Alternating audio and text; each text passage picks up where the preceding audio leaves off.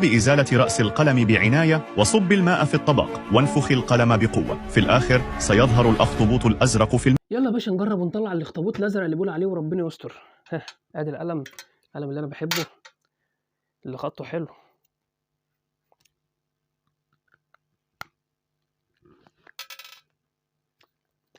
ما علينا بعدين.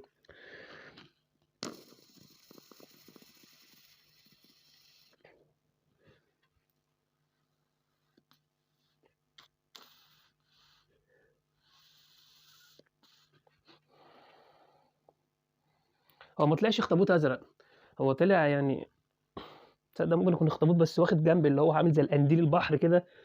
هو طلع يعني مش عارف، طب دي لوحة فنية مثلا؟ انا عايز افهم بس اخطبوط وكان بيجري الناحية دي كده مثلا.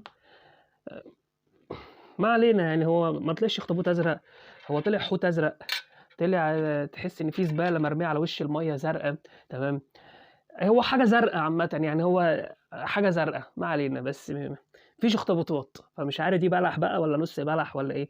نحاول ان احنا نرسم اخطبوط طيب كده. لا الاخطبوط هيموت لو رسمته. ماشي يا باشا يعني، نص بلح، مش هنقول بلح قوي يعني. ماشي.